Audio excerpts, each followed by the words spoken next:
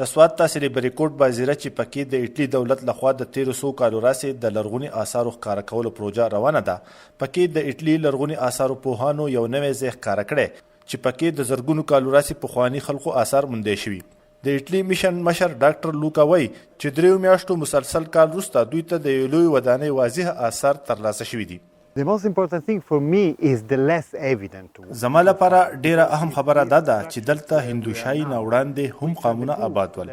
دې کنستلي ځایونو کې چې کوم طرز وداني او کوټې دي دا د دې لوی ثبوت دی. او دې کنسته کې دا ډیر اهم ثبوت دی چې د هندوشاهي 15 مندرې وړاندې دي او شاته یوه پخه قلعه ده. And this Hindushai fortress or palace at my back. زه چې کم سټوډنټان د یونیورسټۍ نه فارغ شي نو زه هغو ته اسکویشن خیم کودایي ورته خیم. لرغوني آثار ښکاره کولو کې د سوات 50 کلن فضل مالک هم شامل دی چې د 13 کالو راسې د ایټلي حکومت لرغوني آثارو پوهانو سره کار کوي. دوی وایي چې دغه آثارو کې د 3 لوی قامونو نښې موجود دي.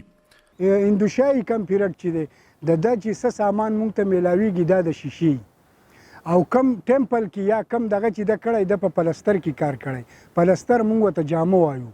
بیا کوشان چې کم دی نو د سټون کار کړی د ګټي د توري ګټي کې بوت جوړ کړی دی، غمې جوړ کړی، مرۍ جوړه کړې ده، د اډوکي سامان جوړ کړی دی، بنګړي یا وغیره مرۍ هر شی چې موږ ته راځي نو د دغه کار زیات کړی دی.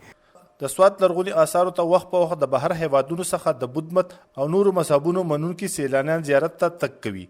هم دغه رنګه د تایلند یو سیلانی وفد کې شامل یو غړی دغه آثار ډیر اهم ګڼي. مونږ د بودا مذهب منونکي یو. مونږ د بودمت مقدس ځایونه لیدل غواړو. مونږ د ګندهارا دا برخه اول ځل ولیدله. بودا چې زموږ مذهبي مشر دی سوات د هغه د زیږون ځای دی او دا په پاکستان کې دی. زه د ګندهارا، بازیره او سوات د دوه ته په خصوصي توګه راغلی یم. د لرغوني آثارو پوهان او د بهر هیوادونو سیلانیان وایي چې سوات کې مذهبي لرغوني آثار ډیر زیات دي او کچرې دې ته وده ورکړی شي نو هر کار په لکونو د بهر هیوادونو څخه مذهبي سیلانیان د دغه ځایونو لیدل غواړي ځکه چې د بودمت او نورو مذهبونو منونکو لپاره سوات ډیر مقدس ځای دی. نیاز احمد خان، مشال ریډیو، سوات.